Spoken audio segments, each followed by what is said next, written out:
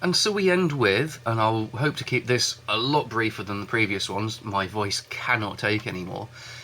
Please think about the future and your family's future. Yes, please do. They have clearly written this as in, think of all the things we've told you, the scares or the bombastic statements, this and that, and do think on that. But think on the things I have said in balance. Although, frankly, don't listen to this or me. Go and find the experts, find the independent opinions. Find the differing opinions, weigh up the pros and cons. I covered this in the previous video to a greater or lesser extent, but please do think. This is a biggie. This is future changing. This is country changing.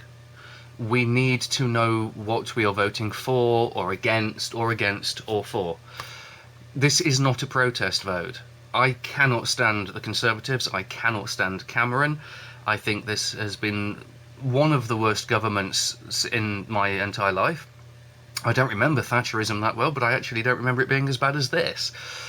And yet I am voting to remain, because I look at it all and think, as much as my vote might be counted alongside the Conservative leadership, the likes of Cameron and Osborne, I do believe I'm voting the right way for me, the people I know, my family, the country, the world. You know, I believe that remaining within the EU is best for everybody.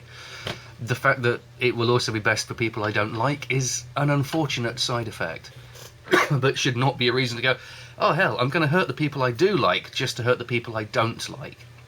And I see almost that argument quite often. You know, we need to give Cameron a bloody nose, vote out of the EU so that we can all suffer whilst he's still very wealthy.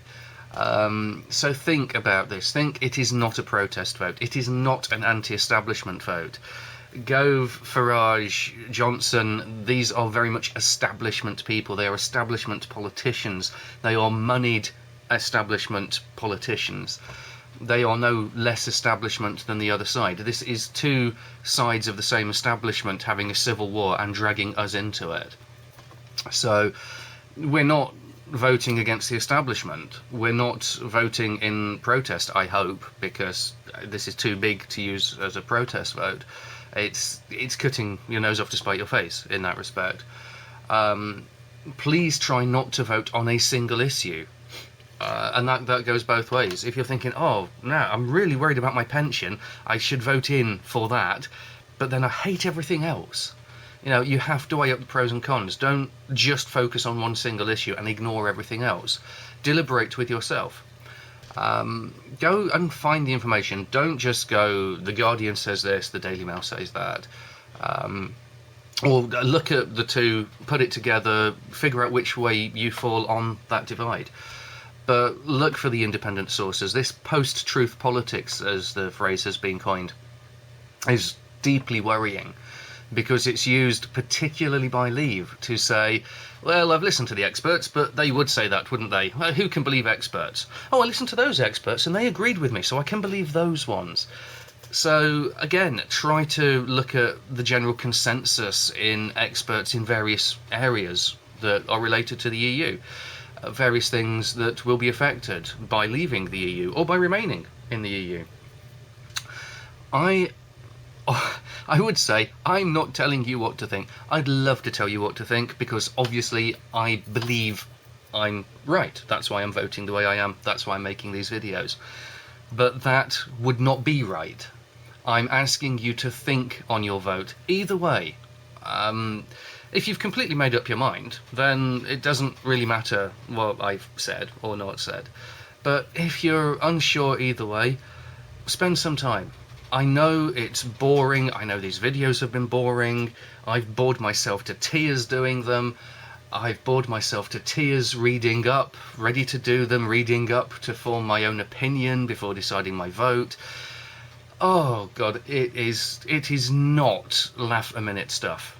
But it is important that you use different sources to put together the information you need for your decision. It's important that you are aware that each source will have its own bias, and keep that in mind. Why would this person say this? Have they got a vested interest in it? What's in it for them?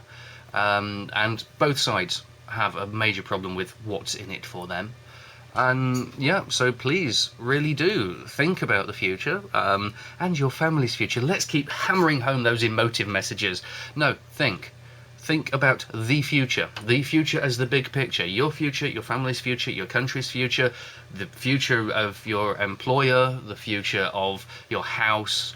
You know, think of the future of your bank balance. Think of the future, because that incorporates all these wonderful little emotive things. But think of the future. It's all interconnected. Figure out for yourself which you think is the better option after you have found the information from more than one source. I'm going to keep saying that. Once you have gathered information from different areas and put it all together, then think on it, please, because this is far too big to go, oh, my father-in-law said he just didn't like that, so I'm going to vote that way.